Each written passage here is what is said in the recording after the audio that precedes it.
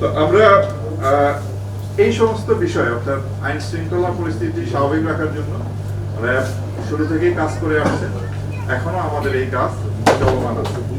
তো আমি আপনাদের আশ্বস্ত করতে চাই, র্যাব তার দায়িত্ব আন্তরিকতার সাথে নিষ্ঠার সাথে পালন করবে। আমরা জানি যে র্যাবের বিরুদ্ধে বেশ কিছু অভিযোগ আছে, গুম, খুন, তারপরে আপনার অপহরণ, এই ধরনের বেশ কিছু অভিযোগ আমাদের প্রতি আছে। আমি আপনাদের মাধ্যমে দেশবাসীকে জানাতে চাই, র্যাব সৃষ্টির পর আজ পর্যন্ত যে সমস্ত জনগণের যারা র্যাব দ্বারা নির্যাতিত বা অত্যাচারিত হয়েছেন তাদের কাছে, এবং যারা হত্যাকাণ্ডের শিকার হয়েছেন যেমন নারায়ণগঞ্জের 7 খুন সহ যারা র্যাব কর্তৃক হত্যাকাণ্ডের শিকার হয়েছেন তাদের পরিবারের কাছে আমরা দুঃখ প্রকাশ করি এবং ক্ষমা প্রার্থনা করি। এবং পাশাপাশি এই সমস্ত ঘটনার সুষ্ঠু তদন্তের মাধ্যমে এর বিচার যাতে হয় সেটা আমরা প্রত্যাশা করি। অন্তর্বর্তীকালীন সরকার গুম খুন কমিশন করেছেন, আন্তর্জাতিক অপরাধ ট্রাইব্যুনাল এই ধরনের অপরাধ কগনিজেন্সে নিয়ে বিচার কার্য পরিচালনা করছেন। আমরা আশা করব সুষ্ঠু নিরপেক্ষ তদন্তের মাধ্যমে আমাদের বিরুদ্ধে যে অভিযোগ আছে তার সুষ্ঠু তদন্ত হবে এবং এর বিচার হবে, এবং এইভাবেই আমাদের দায় মুক্তি সম্ভব।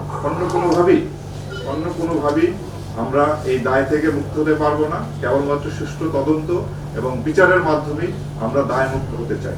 আমি আপনাদের মাধ্যমে আবারও যারা র্যাবের কারণে ক্ষতিগ্রস্ত হয়েছেন, নির্যাতিত হয়েছেন তাদের পরিবারের কাছে এবং তাদের কাছে আমরা আবারও দুঃখ প্রকাশ এবং ক্ষমা প্রার্থনা করছি। আশা করি ভবিষ্যতে এই বাহিনী, আপনারা জানেন যে গত 4 মাসে আমরা অক্লান্ত পরিশ্রম করে যাচ্ছি। ভবিষ্যতে আমি আপনাদেরকে নিশ্চয়তা দিচ্ছি, আমি যতদিন এই দায়িত্ব পালন করব বা আমার অফিসার যারা আছেন, র্যাব কখনো কারো নির্দেশে ভবিষ্যতে এই ধরনের অপরাধ, যে গুম করা, খুন করা, এটা হলো ফৌজদারি অপরাধ, এই অপরাধে কখনোই আর জড়িত হবে না, এই নিশ্চয়তা আমরা দিচ্ছি। তারপরও যদি কোনো সদস্য নিজ দায়িত্বে কোনো অপরাধমূলক কার্যকলাপে জড়িত হয় তাদের বিরুদ্ধে আমরা কঠোর আইনগত ব্যবস্থা নিব, যেটা 5ই আগস্ট পরবর্তীতে আমরা নিয়ে আসছি। আমি আপনাদের কাছে বিনীতভাবে অনুরোধ জানাবো, আপনারা আমাদের এই দায়িত্ব পালনের ক্ষেত্রে আমাদের এই কাজে সহায়তা করবেন, এবং আমরা জনগণেরও সহায়তা প্রত্যাশা করি। জনগণের সহায়তা ব্যতীত কোনো বাহিনী, আইন শৃঙ্খলা রক্ষাকারী কোনো বাহিনী তার সাফল্য অর্জন করা সম্ভব হবে না, হয় নাই, হবেও না।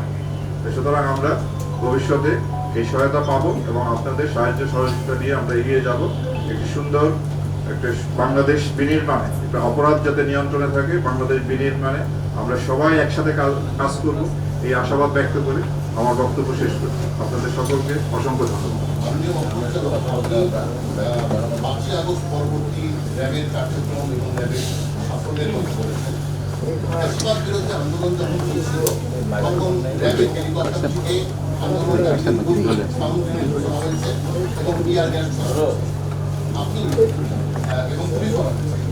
আপনি একজন আপনি কি মনে করেন যে এই আচরণটি পেশাদারী আচরণ হয়েছে? সামনে থাকেন না। এটা একটি দল র্যাব প্রস্তাব করেছে, এটা আপনাকে অসংখ্য ধন্যবাদ।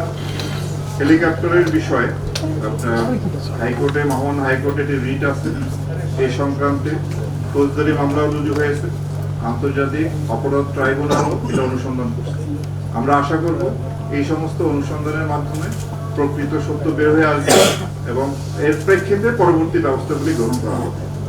আর র্যাব বিলুপ্তির বিষয়ে আমি র্যাবে কর্মরত আছি, আমরা যতদিন দায়িত্বে পালন করব, র্যাবের আমাদের যে দায়িত্ব সেই দায়িত্ব আমরা নিষ্ঠার সঙ্গে, আন্তরিকতার সঙ্গে পালন করব, এবং এই ব্যাপারে সরকার যে সিদ্ধান্ত গ্রহণ করবে সেটি এসে থাকবে, সরকারের সিদ্ধান্ত অপেক্ষা করবে।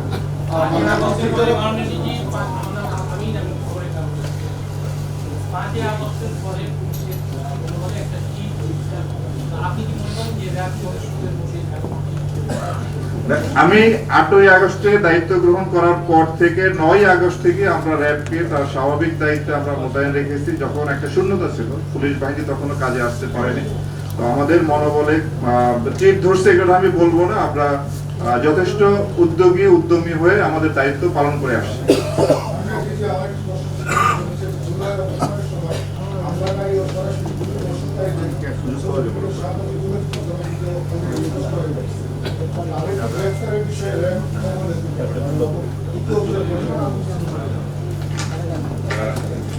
আমরা এই পর্যন্ত ভিডিও ফুটেজ দেখে আপনার একজনকে আমরা দেখেছি যে 2 হাতে 2টা পিস্তল নিয়ে যে গুলি করতেছিল পাবনায়, তাকে গ্রেফতার করেছি। যাত্রাবাড়ি এলাকায় লিটন নামে একজন ছিলেন, তাকেও আমরা গ্রেফতার করেছি এবং এই পর্যন্ত সর্বমোট 30 জনকে আমরা গ্রেফতার করেছি এবং আরো যারা আছে তাদেরকে আমরা গ্রেফতারের চেষ্টা অব্যাহত রেখেছি। মাননীয় মহাপরিচালক, আমি বিডিআর কে র্যাবের এই ওনারটা নেই।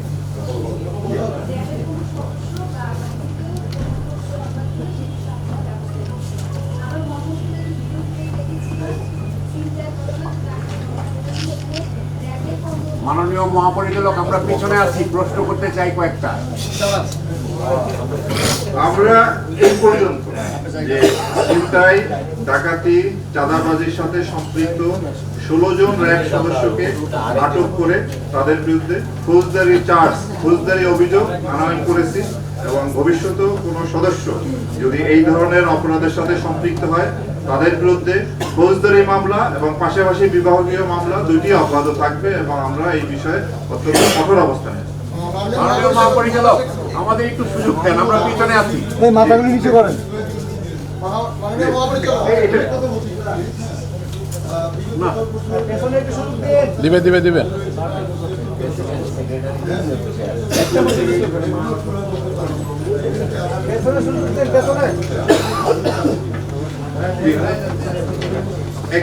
তকি হত্যা মামলায় আপনার এই পর্যন্ত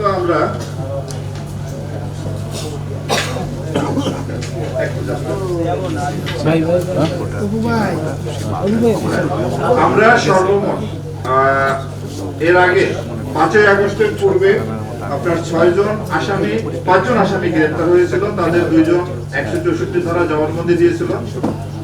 5ই আগস্টের পরবর্তীতে আমরা আরো 6 জনকে গ্রেফতার করি এবং এর মধ্যে একজন 164 ধারা জবানবন্দি দিয়েছে। এই মামলার তদন্তে যথেষ্ট অগ্রগতি আছে এবং আমরা এই মামলার তদন্ত দ্রুত সম্পন্ন করে আইনগত ব্যবস্থা গ্রহণ করতে সক্ষম হব। মাননীয় মহাপরিচালক, আমার প্রশ্নটা হচ্ছে যে র্যাবের বিরুদ্ধে অনেকগুলো অভিযোগ আছে। এই ক্ষেত্রে র্যাবের পোশাকের আপনারা পরিবর্তন চান কিনা? আগে 5ই আগস্ট পূর্ববর্তী সময় অনেকগুলো অভিযোগ আছে, এই ক্ষেত্রে র্যাবের পোশাকের কোনো ধরনের পরিবর্তন চান কিনা আপনারা? পুলিশের ক্ষেত্রে দাবি উঠেছে, র্যাবের ক্ষেত্রেও দাবি উঠেছে। আমরা পোশাক পরিবর্তনের বিষয়ে আমরা চিন্তা ভাবনা করতেছি র্যাবের জন্য, যাতে একটি আইন প্রণয়ন করা যায়। র্যাবের কোনো আপনার নির্দিষ্ট আইন নাই, পুলিশ ব্যান্ডিয়ান আইন সংশোধন করে র্যাব বাহিনী গঠন করা হয়েছে। আমরা র্যাবের জন্য একটা আইন করার চিন্তা ভাবনা করতেছি এবং আর কোন কোন ক্ষেত্রে সংস্কার আনা যায় সেই বিষয়ে আপনাদের মতামত, জনসাধারণের মতামত সাপেক্ষে আমরা পরবর্তী প্রয়োজনীয় ব্যবস্থা গ্রহণ করব। পোশাকের ব্যাপারে আমি একটা জিনিস মনে করি যে পোশাকের চেয়ে গুরুত্বপূর্ণ যে মানুষটাকে এই পোশাকটা পরানো হয় তারা। যেমন আমরা প্রতিদিনই ইউনিফর্ম পরি, আপনারা এক একদিন প্যান্ট পরেন, প্যান্ট শার্ট পরেন, স্যুট পরেন, পায়জামা পাঞ্জাবি পরেন, ব্যক্তি একই। সুতরাং একজন ভালো ব্যক্তি যে পোশাকই পরুক না কেন তার কাছ থেকে আমরা ভালো জিনিসই পাবো। খারাপ ব্যক্তিকে আমি যত ভালো পোশাক পরাই না কেন তার কাছ থেকে আমরা ভালো কিছু পাবো না। তারপর যেহেতু পোশাকের ব্যাপারে একটা মতামত আসছে, আমরা এটা সক্রিয় বিবেচনা রেখে প্লিজ পিছন থেকে একজনের বলা র্যাবের 100 আয়নাঘর নিয়ে কথা উঠেছে এবং চরমভাবে মানবাধিকার লঙ্ঘনের অভিযোগ গত কয়েকদিন যাবত চলছে। এই বিষয়ে যদি আপনার বক্তব্য দেন। আপনার যত ধরনের অভিযোগ আছে, আপনার গুমের বিষয়, খুনের বিষয়, আয়নাঘর বিষয়, এটা গুম কমিশন এটা তদন্ত করতেছে। আমরা তাদেরকে সার্বিকভাবে সেই তদন্তে সহায়তা করছি এবং আমরা আশা করব এই তদন্তের ফলাফলের ভিত্তিতে একটা আইনগত ব্যবস্থা নেওয়া হবে। র্যাবের আয়নাঘর ছিল কিনা? র্যাবে যে আয়নাঘরের যে বিষয়টা এসেছে সেটা আপনার এটা তো ছিল, আছে এবং কমিশন আমাদেরকে নির্দেশ দিয়েছেন যে যা অবস্থায় আছে ওই অবস্থায় রাখার জন্য। কোথাও এখন কোন রকম যেন কোনো পরিবর্তন না করা হয়, অ্যাকর্ডিংলি আমরা ঠিক ওইভাবেই রেখেছি যা যেভাবে ছিল।